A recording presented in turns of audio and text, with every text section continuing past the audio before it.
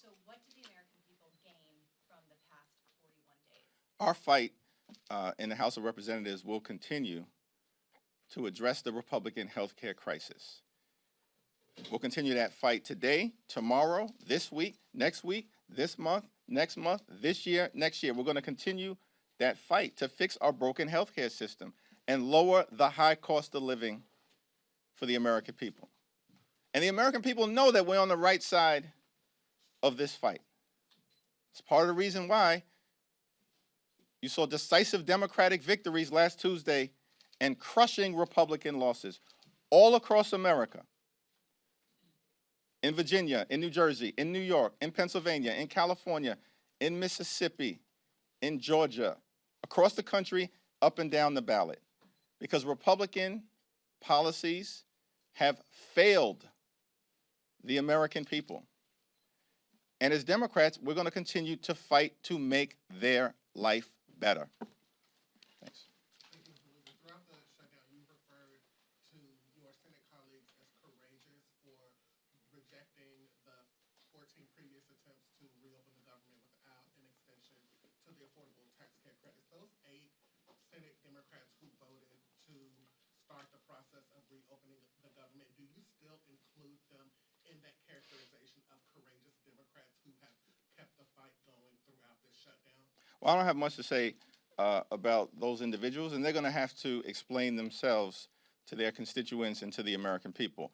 I certainly believe that Senate Democrats, the overwhelming majority of Senate Democrats, led by Chuck Schumer, have waged a valiant fight over the last 7 weeks, defeating the partisan Republican spending bill 14 or 15 different times, week after week after week, and continue to oppose this effort of passing legislation that does not address the Republican health care crisis by extending the Affordable Care Act tax credits. But the fight is getting ready to shift back to the House, where we're going to work hard, hold the Republicans accountable. All of these loudmouths on the House Republican conference side who's been saying for the last several weeks that we have to extend the Affordable Care Act tax credits. Now is their chance. This week, they have to come back from their 7-week prolonged taxpayer-funded Republican vacation. They can no longer hide. They can no longer hide. Mike Johnson apparently still hiding, refused to even answer a single question today. That's extraordinary. But they're not going to be able to hide this week when they return from their vacation. Thanks. Speaking of the House, Speaker Johnson has not committed to holding a vote on subsidies, even though the Senate agreement would have them do so. What do you say to that? And then also, what do you think that would do to the relationship between Republicans and Democrats on the House side? Well, the failure of Republicans to address the health care crisis that they've created in the House and in the Senate is no surprise, because House and Senate Republicans multiple times this year have been given an opportunity to vote to extend the Affordable Care Act tax credits, and multiple times this year already, in the context of the debate around their one big ugly bill, they voted against, unanimously voted against, extending the Affordable Care Act tax credits. So over the last several weeks, it's become increasingly difficult for them to hide from their position as it relates to the health care of the American people. And House Democrats, joined by our colleagues in the Senate, we're not going to stop the fight. We're going to continue to lean into the fight over the next few days and beyond until we actually get an outcome that makes life better for working class Americans. Thank you, Mr. Leader. There's already extensive backlash coming from the Democratic base over feeling shortchanged by Senate Democrats who secured this deal without touching on health care. What do you think that this backlash could mean for the party going into the midterms next year, and also for the voters who just handed Democrats a decisive victory? Do you think that this will make them feel also shortchanged, disenfranchised?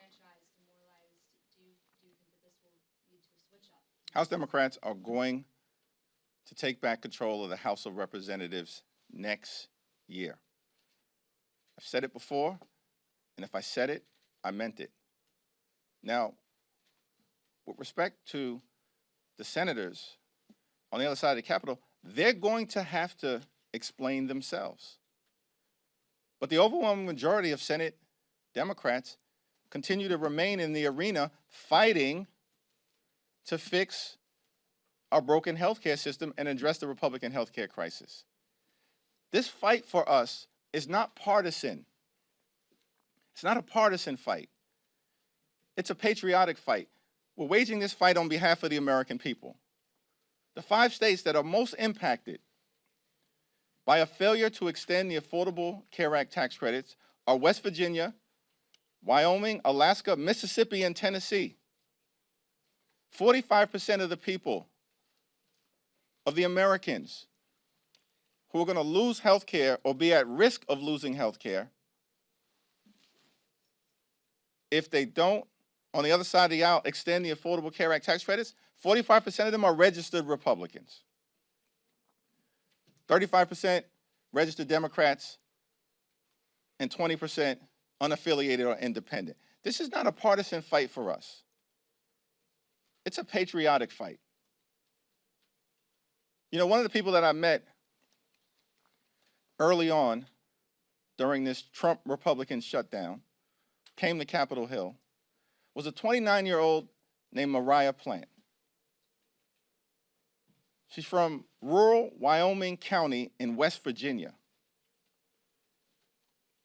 Her older brother is nonverbal, autistic, and requires 24-hour care.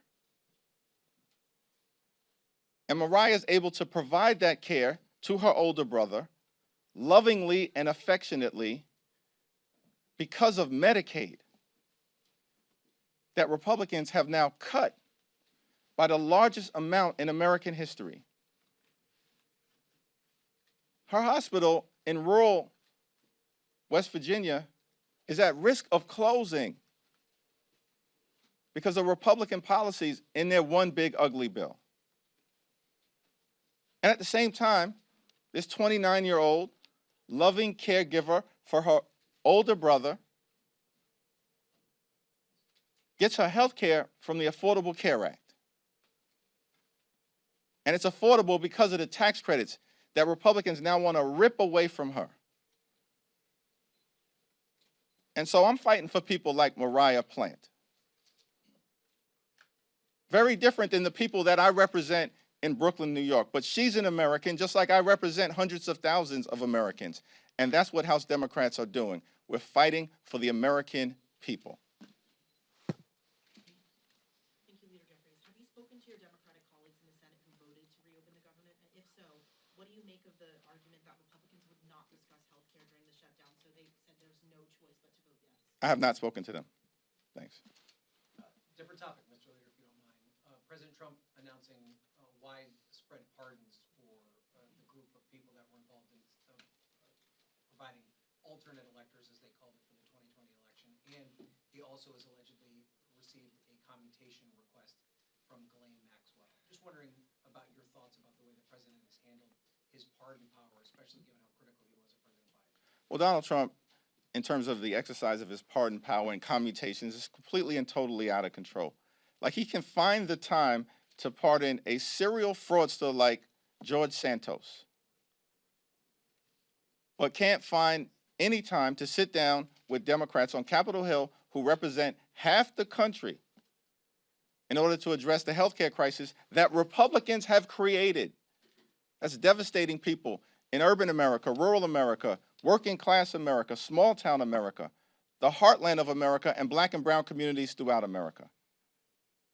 And so what we're seeing with these toxic pardons and commutations coming from Donald Trump is more of the same. And look, the American people know these extremists on the Republican side have gone too far. And the crazy part about it is that they went too far on day one of Donald Trump's presidency.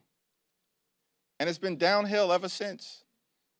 On day one of Donald Trump's presidency, this guy pardons hundreds of violent felons who brutally beat police officers, 140 of whom were seriously injured.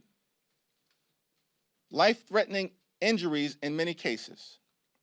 And then unleash these people on communities all across the country in ways that put those communities at risk. And what we've seen from Donald Trump since day one, since those toxic pardons of those violent individuals, is more of the same. From a person who promised to lower costs on day one, but doesn't give a damn about the American people. And what has taken place over the last 41 days is that the American people have seen Democrats fight for them, fight to make life better for them, fight to drive down the high cost of living for everyday Americans, and fix our broken healthcare system in the face of this overwhelming Republican assault on the healthcare of everyday Americans. And Republicans continue to stand up for the wealthy, the well-off, and the well-connected. Thank you, Leader. Whether fair or unfair, Leader Schumer is taking a lot of heat from members of your own party. Why do you think he is the right leader for this moment, and why do you think he should stay leader of Senate Democrats? Yeah, as I've indicated, listen, Leader Schumer and Senate Democrats over the last 7 weeks have waged a valiant fight on behalf of the American people. And I'm not going to explain what a handful of Senate Democrats have decided to do.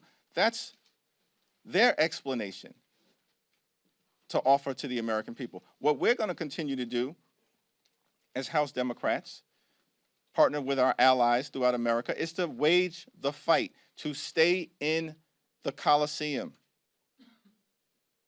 to win victories in the arena on behalf of the American people, notwithstanding whatever disappointments may arise. That's the reality of life. That's certainly the reality of this place. But we're in this fight for all the right reasons, because the extremism that has been unleashed on the American people is completely and totally out of control.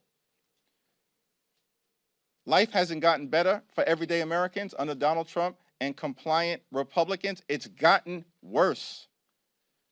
And the American people know it. And we've got to continue to stay in this fight until we end this national nightmare. And that's our commitment to the American people. We're in this fight until we end this national nightmare and can get back to a place where we continue America's long, necessary, and majestic march toward a more perfect union. Thank you.